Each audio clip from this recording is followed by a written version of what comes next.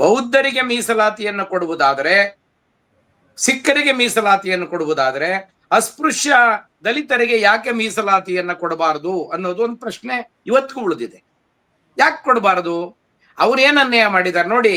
ಕರ್ನಾಟಕದಲ್ಲಿ ಮಾದಿಗರು, ಹೊಲೆಯರು ಕ್ರಿಶ್ಚಿಯನ್ನಿಗೆ ಮತಾಂತರ ಆಗಿದ್ದಾರೆ. ಆಂಧ್ರದಲ್ಲಿ ಮಾದಿಗರು, ಹೊಲೆಯರು ಕ್ರಿಶ್ಚಿಯನ್ನಿಗೆ ಮತಾಂತರ ಆಗಿದ್ದಾರೆ.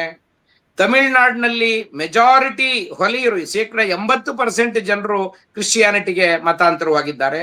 ಹಾಗೆ ಮಹಾರಾಷ್ಟ್ರದಲ್ಲಿ ಕೂಡ ಇದೆ, ತಮಿಳುನಾಡಿನ ಕೇರಳದಲ್ಲಿ ಕೂಡ ಇದೆ. ಇದು ದಕ್ಷಿಣ ರಾಜ್ಯಗಳಲ್ಲಿ ವಿಶೇಷವಾಗಿ.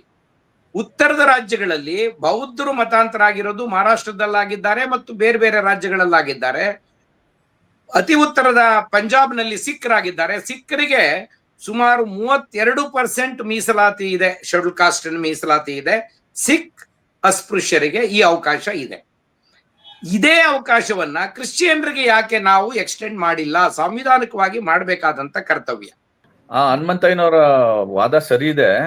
ಆದ್ರೆ ಇಲ್ಲೊಂದು ಪ್ರಶ್ನೆ ಏನು ಅಂತಂದ್ರೆ, 1935ರಲ್ಲಿ ಬಾಬಾ ಸಾಹೇಬ್ ಅಂಬೇಡ್ಕರ್ ಅವರು ನಾನು ಹಿಂದುವಾಗಿ ಹುಟ್ಟಿದ್ದೀನಿ, ಹಿಂದುವಾಗಿ ಸಾಯಲ್ಲ ಅನ್ನೋ ನಿರ್ಧಾರ ತಗೊಂಡಾಗ ಅವರನ್ನ ನೀವು ಇಸ್ಲಾಂ ಧರ್ಮಕ್ಕೆ ಬನ್ನಿ ಅಂತ ಹೈದರಾಬಾದ್ ನಿಜಾಮ ಇತ್ಯಾದಿಗಳು ಬಂದು ಒತ್ತಾಯ ಮಾಡ್ತಾರೆ. ಮತ್ತೆ ನೀವು ಕ್ರೈಸ್ತ ಧರ್ಮಕ್ಕೆ ಬರ್ಬೇಕು ಅಂತ ಹೇಳಿ ಬಾಬಾ ಸಾಹೇಬ್ರಿಗೆ ಕ್ರಿಶ್ಚಿಯನ್ ಮಿಷನರೀಸ್ ಎಲ್ಲ ಒತ್ತಾಯ ಮಾಡ್ತಾರೆ. ಬಾಬಾ ಸಾಹೇಬ್ರು ತಗೊಂಡಂತ ನಿಲುವು ಏನ್ ಗೊತ್ತಾ? ಅವ್ರು ತಗೊಂಡ್ ನಿಲುವು, ನನ್ನ ಜನ ಅಂದ್ರೆ ಅಸ್ಪೃಶ್ಯ ಸಮುದಾಯಗಳು ಇಸ್ಲಾಂ ಧರ್ಮಕ್ಕೋ ಕ್ರೈಸ್ತ ಧರ್ಮಕ್ಕೋ ಮತಾಂತರ ಆದ್ರೆ ಅದು ಕೇವಲ ಮತಾಂತರ ಆಗಲ್ಲ, ಅದು ರಾಷ್ಟ್ರಾಂತರ ಆಗುತ್ತೆ ಅಂತ ಹೇಳ್ತಾರೆ. They will be ಡಿನ್ಯಾಷನಲೈಸ್ಡ್.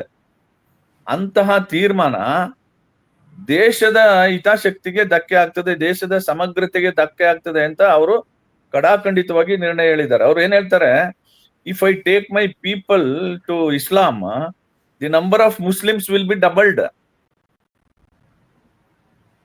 Therefore future ಅಲ್ಲಿ ಅದು ಇಡೀ ದೇಶದ ಭದ್ರತೆಗೆ ಅಪಾಯ ತಂದೊಡ್ಡುತ್ತೆ ಅಂತ. ಆಮೇಲೆ ಮಹೇಶ್ ಅವರೊಂದು ಪ್ರಶ್ನೆಯನ್ನು ಎತ್ತಿದ್ರು, ನನಗೆ ನಿಜವಾಗ್ಲೂ ಆಶ್ಚರ್ಯ ಆಗ್ತಿದೆ. ದೇಶದ ಭದ್ರತೆಗೆ ಆತಂಕಕಾರಿಯಾಗಿ ಬೆಳವಣಿಗೆ ಆಗ್ತದೆ ಅಂತ ಅನ್ನೋದು ಬಿಜೆಪಿ ಪಕ್ಷದ ನಂಬಿಕೆ. ಬಹುಶಃ ಅದು ಮಹೇಶ್ ಅವ್ರ ನಂಬಿಕೆ ಕೂಡ ಅಲ್ಲ ಅಂತ ಅನಿಸ್ತದೆ.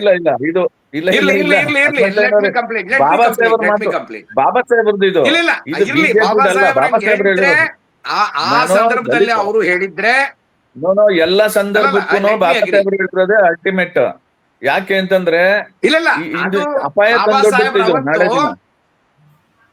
ಇಲ್ಲ, ನಾನ್ ಬರ್ತೀನಿ. ಮುಸ್ಲಿಮರ ಪಾತ್ರ 2, ಲಿಂಗಾಯ ಕ್ರಿಶ್ಚಿಯನ್ ಪಾತ್ರ 2% ಈ ದೇಶದ ಜನಸಂಖ್ಯೆಯಲ್ಲಿ. ಹಿಂದೂಗಳು ಇವತ್ತು 84, ಅವತ್ತು ಇದ್ರು 85% ಇವತ್ತು ಇದ್ದಾರೆ. ಮುಸಲ್ಮಾನರದು 13.5% ಇದೆ. ಅದು ದೇಶಕ್ಕೆ ಅಭದ್ರತೆಯನ್ನ ಉಂಟು ಮಾಡ್ತದೆ, ದೇಶವನ್ನ ಏನು ಭದ್ರತೆಗೆ ತೊಂದರೆ ಮಾಡ್ತದೆ ಅಂತ ಅನ್ನೋದನ್ನ ನಂಬಕ್ಕೆ ಅಸಾಧ್ಯವಾದ ಸಂಗತಿ ಅದು. ಆದರೆ ಮುಸಲ್ಮಾನರಲ್ಲಿ ಮತಾಂತರ ಆಗಿರೋರು ಯಾರು ಕೇಳ್ತಾ ಇಲ್ಲ ನಮಗೆ ಮೀಸಲಾತಿ ಕೊಡಿ ಅಂತೇಳಿ.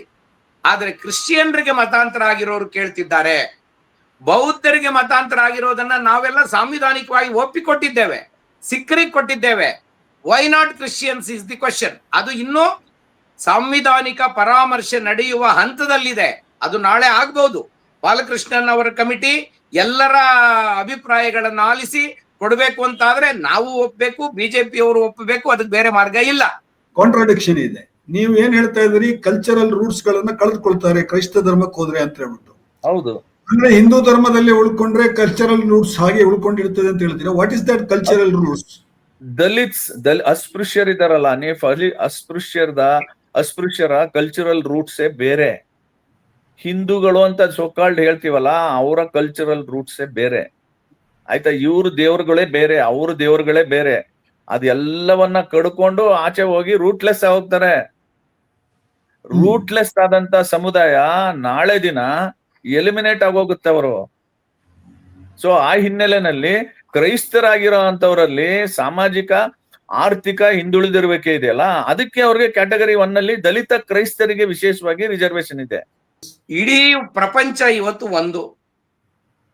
ನಿಮ್ಗೆ ಬೇರೆ ಬೇರೆ ದೇಶಗಳ ಇನ್ವೆಸ್ಟ್ಮೆಂಟ್ ಬೇಕು, ಬೇರೆ ಬೇರೆ ದೇಶಗಳ ವ್ಯಾಪಾರ ವಹಿವಾಟುಗಳು ಸರಾಗವಾಗಿ ನಡಿಬೇಕು. ಧರ್ಮಾಂತರವಾಗಬಾರದು ಅಂದ್ರೆ ಯಾವ ನ್ಯಾಯ ಇದು? ಧರ್ಮಾಂತರವಾಗುವಾಗ ಇದನ್ನ ಹೊರದೇಶದ ಧರ್ಮ ಅಂತ ಕರಿತೀರಿ. ಇನ್ವೆಸ್ಟ್ಮೆಂಟ್ ತರುವಾಗ ಪರವಾಗಿಲ್ಲ ತಗೊಂಬನ್ನಿ, ನಮ್ದೇ, ನಮ್ ರಾಜ್ಯಕ್ಕೆ ಬೇಕು, ನಮ್ ರಾಜ್ಯಕ್ಕೆ ಬೇಕು. ಬಿಜೆಪಿ ರಾಜ್ಯಗಳು ಕಾಂಪಿಟೇಷನ್ ಮೇಲೆ ನಿಂತಿವೆ. ಇದನ್ನ ನಾವು ಒಪ್ಪೋದಾದ್ರೆ ಧರ್ಮದಲ್ಲಿ ಮಾತ್ರ ಯಾಕೆ ಗ್ಲೋಬಲೈಸೇಷನ್ ಇಲ್ಲ?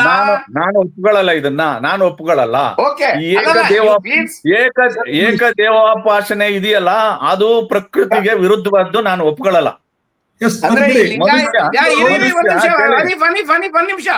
ಒಂದ್ ನಿಮಿಷ. ಏಕದೇವೋಪಾಸನೆ ಪ್ರಕೃತಿಗೆ ವಿರುದ್ಧವಾದದ್ದು ಅಂದ್ರೆ ನಾವು ಮೊದಲು ವಿರೋಧ ಮಾಡ್ಬೇಕಾಗಿರೋದು ಬಸವಣ್ಣನ. ಮೊದಲು ಏಕದೇವೋಪಾಸನೆಯನ್ನ 12ನೇ ಶತಮಾನದಲ್ಲಿ ಈ ರಾಜ್ಯಕ್ಕೆ, ಈ ಪ್ರಪಂಚಕ್ಕೆ ತಂದವನು.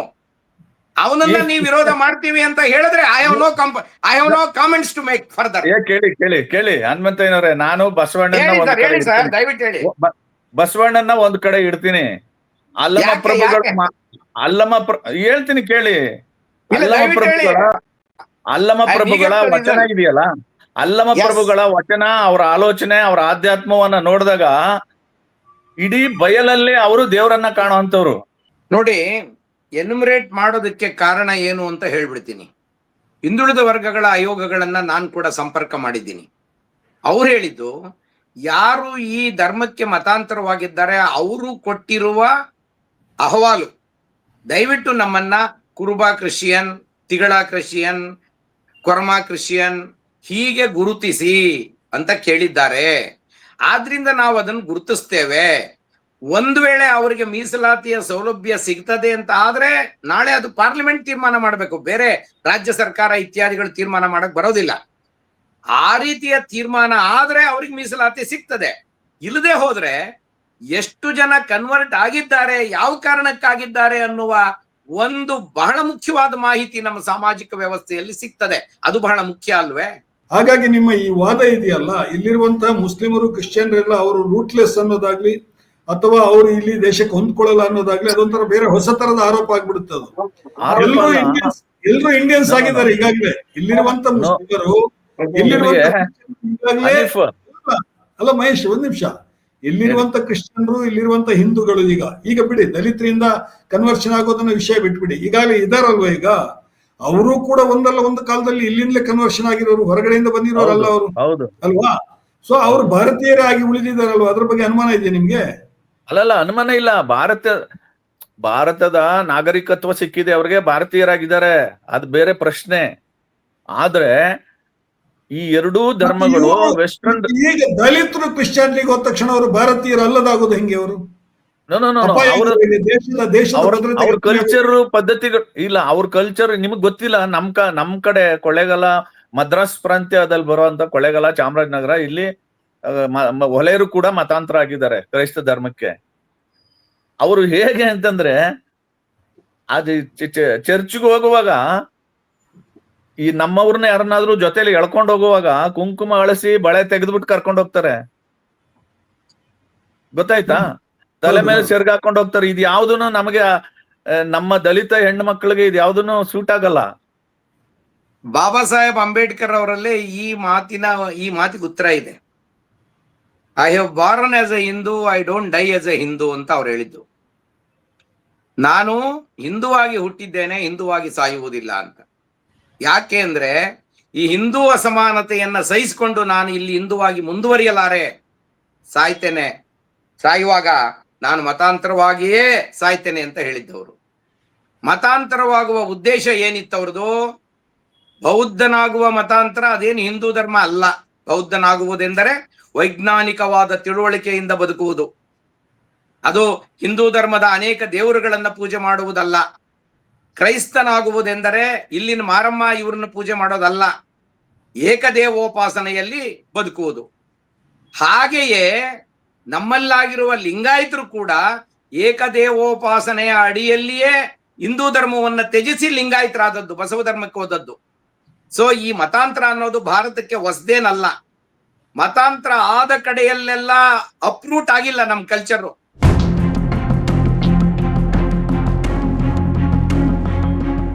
ಸನ್ಮಾನ್ಯ ದೇವೇಗೌಡರು ಪ್ರಧಾನಮಂತ್ರಿ ಆಗಿದ್ದಾಗ ಸಿಖ್ ಧರ್ಮ ಅಲ್ಲ, ಕ್ರಿಶ್ಚಿಯನ್ರಿಗೆ ಮೀಸಲಾತಿಯನ್ನ ಕೊಡಬೇಕು ಅಂತ ಹೇಳಿ ಅಂತಿಮ ಹಂತಕ್ಕೆ ಬಂದಿತ್ತು ಪಾರ್ಲಿಮೆಂಟ್ ನಲ್ಲಿ. ಆದ್ರೆ ಕೊನೆ ಗಳಿಗೆಯಲ್ಲಿ ಚರ್ಚಾಸ್ಪದವಾದ ಚರ್ಚೆಗಳಿಂದ ಅದು ಬಿದ್ದು ಹೋಯ್ತು. ಇಲ್ಲದೆ ಇದ್ರೆ ಅವತ್ತು ದಲಿತ ಕ್ರೈಸ್ತರಿಗೆ ಮೀಸಲಾತಿಯನ್ನು ಕೊಡುವ ಚರ್ಚೆ ಆಗ್ತಿತ್ತು. ಆಮೇಲೆ ಸಿಖ್ಖರಿಗೆ ಮೀಸಲಾತಿಯನ್ನು ಕೊಟ್ಟಿರೋದ್ರಿಂದ ಸಿಖ್ ಧರ್ಮಕ್ಕೆ ಮತಾಂತರ ಆಗೋದಕ್ಕೆ ಹಿಂದೂ ಧರ್ಮದಿಂದ ಪ್ರೇರಣೆ ಇಲ್ವೇ? ಬೌದ್ಧರಿಗೆ ಕೊಟ್ಟಿರೋದ್ರಿಂದ ಬೌದ್ಧರು ಮತಾಂತರ ಆಗೋದಕ್ಕೆ, ದಲಿತರೆಲ್ಲ ಬೌದ್ಧರಾಗೋದಕ್ಕೆ ಏನು ಪ್ರೇರಣೆ ಇಲ್ವೇ? ಈ ಪ್ರೇರಣೆ ಇರುವುದಾದ್ರೆ ಕ್ರಿಶ್ಚಿಯನ್ರಾದ್ರೆ ಮಾತ್ರ ಈ ಪ್ರೇರಣೆ ಉಂಟಾಗ್ತದ? ನಾನ್ ಮಹೇಶ್ ಅವ್ರಿಗೆ ಕೇಳ್ತೀನಿ. ಕ್ರಿಶ್ಚಿಯನ್ರಾದ್ರೆ, ಮುಸಲ್ಮಾನರಾದ್ರೆ ಈ ಪ್ರೇರಣೆ ಏನು? We are instigating them to become converts. But ಈ ಎರಡು ಧರ್ಮಗಳಾದ್ರೆ ನಾವು ಇನ್ಸ್ಟಿಗೇಟ್ ಮಾಡೋದಿಲ್ವಾ? ನಾನು ಅದಕ್ಕೆ ಉತ್ತರ ಹೇಳ್ತೀನಿ. ಒಂದ್ ನಿಮಿಷ ಅನೀಫ್ ನಾನು ಅದಕ್ಕೆ ಆನ್ಸರ್ ಮಾಡ್ಬಿಡ್ತೀನಿ. ನೀವು ಇಸ್ಲಾಂ ಧರ್ಮಕ್ಕೆ ಹೋದ್ರೆ, ಕ್ರೈಸ್ತ ಧರ್ಮಕ್ಕೆ ಹೋದ್ರೆ ದೇಶದ್ರೋಹಿಗಳಾಗ್ತಾರೆ ಅಂತ ನಾನು ಹೇಳಲಿಲ್ಲ. ಹಾಗಂತ ಅಂಬೇಡ್ಕರ್ ದೇಶದ್ರೋಹ ಅಲ್ಲ ಅದು. ಪ್ಲೀಸ್ ತಪ್ಪಾಗಿ ಗ್ರಹಿಸ್ಕೊಳ್ಳೋದು ಬೇಡ. Let be clear Mahesh, let be clear. ನೀವ್ ಹೇಳಿದ್ರೆ ಅಂಬೇಡ್ಕರ್ ಹಾಗಂತ ಹೇಳಿದ್ದಾರೆ, ದೇಶದ ಭದ್ರತೆ. ಇಲ್ಲ, ತಪ್ಪಾಗಿ ಗ್ರಹಿಸ್ಕೋಬೇಡಿ. Don't take it wrongly. Baba Saheb Ambedkar ಹೇಳಿದ್ದೇನು ಅಂತಂದ್ರೆ, ಇಸ್ಲಾಂ ಧರ್ಮಕ್ಕೆ ಕ್ರೈಸ್ತ ಧರ್ಮಕ್ಕೆ ಮತಾಂತರ ಆದ್ರೆ ಅದು ಕೇವಲ ಮತಾಂತರ ಆಗಲ್ಲ, ರಾಷ್ಟ್ರಾಂತರ ಆಗುತ್ತೆ ಅಂತ. ಅಸ್ಪೃಶ್ಯರು ಏನ್ ಮಾಡಿದೀವಿ ಈ ದೇಶಕ್ಕೆ? ಎಲ್ಲ ಅಪಚಾರ ಮಾಡಿದೀವಿ ರೀ ಈ ದೇಶಕ್ಕೆ. ನಾವು ಈ ದೇಶವನ್ನ ಕಟ್ಟಿರೋರು ನಾವು. ಈ ದೇಶದ ಸಂಸ್ಕೃತಿಗೆ, ಈ ದೇಶದ ಧರ್ಮ ಅನ್ನೋದು ಹಿಂದೂ ಧರ್ಮ ಅಲ್ಲ. ಸುಮ್ನೆ ರಾಂಗ್ ಆಗಿ ಪರ್ಸ್ಯೂ ಮಾಡೋದ್ ಬೇಡ. ಇದು ಭಾರತೀಯ ಧರ್ಮ. ಈ ಭಾರತೀಯ ಧರ್ಮದ ಮೂಲ ಬೇರುಗಳು ನಾವು. ಹೌದು, ನೀವು ನಗಬೇಡಿ. ಮಾದಿಗರ ಅಂತರಾಳದ ಬದುಕಿನ ಗೊತ್ತಾಗುತ್ತೆ. I have A clarification. ಹೇಳಿ. ಬಿಜೆಪಿ ಮತ್ತು RSS ನ ಮೂಲ ಮಂತ್ರವೇ ಇದನ್ನ ಹಿಂದೂ ರಾಷ್ಟ್ರ ಮಾಡ್ಬೇಕು ಅನ್ನೋದು. ಭಾರತೀಯ ರಾಷ್ಟ್ರ ಮಾಡ್ಬೇಕು ಅಂದ್ರೆ ನಾನು ಬಿಜೆಪಿಗೆ ನಿಮ್ ಜೊತೆ ಸೇರಕ್ ತಯಾರಿದ್ದೀನಿ.